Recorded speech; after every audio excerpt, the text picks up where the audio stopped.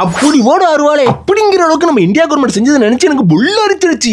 அரிக்கிற அளவுக்கு என்னாச்சுன்னா பல வருஷமா கேட்டு சம்மதிக்காத நம்ம கவர்மெண்ட் இப்ப மண்டையாட்டி அடிச்சு ஒரு வருஷத்திலே இந்தியாவில் நடக்கிற 100% விபத்துக்கள்ல 45% டூ வீலர்களால மட்டும்தான் நடக்குதான். போக்குறதுக்கு இல்ல குறைக்கிறதுக்கு என்ன பண்ணலாம் சொல்லிட்டு பல பேர் பல விதமா யோசிக்கையில பிளான் ஏ, ஒவ்வொரு இந்திய குடிமகனும் முறையா ரூல்ஸ் ஃபாலோ பண்ணாலே விபத்தை கம்மி பண்ணிடலாம். ஆனா இது நடக்கிற காரியமா செய்ய மாட்டானுங்க. அப்ப பிளான் பி, அனைத்து தரப்பு டூ வீலர்களுக்கும் ஏபிஎஸ் கட்டாயமாக்கும் கோரிக்கை. அதற்கு சம்மதம் தெரிவித்து விட்டது நம்ம இந்தியன் கவர்மெண்ட். 2026 ஜனவரி 1ஆம் தேதியில இருந்து எல்லா டூ வீலர்களுக்கும் வைங்கடா ஏபிஎஸ் அப்படின்னுச்சு கவர்மெண்ட். ஆக மொத்தம் சிறுசுல இருந்து பெரிய வண்டி வரைக்கும் இனிமேல் ஏபிஎஸ் ஓட தான் வரப்போகிறது. நம்மளோட சேஃப்டியை கருத்தில் கொண்டு செய்யப்பட்ட அந்த நல்ல ஒரு விஷயத்துல ஒரு கெட்ட விஷயமும் இருக்கு. இதுல என்னடா இருக்கு, ஏபிஎஸ் ஓட இனிமேல் வர்றதுனால எல்லா வண்டிக்கும் எல்லா கம்பெனிக்காரனும் விலையேத்த போறானுவோ. சராசரியா 2500 இருந்து அதிகப்படியா 7000 வரைக்கும் ஏத்தலாம்னு எதிர்பார்க்கப்படுகிறது. அங்குவார் கீஞ்சிச்சு. எல்லா வண்டிக்கும் இந்த ஏபிஎஸ் ஓட வரவு உங்களுக்கு எப்படி இருக்கு?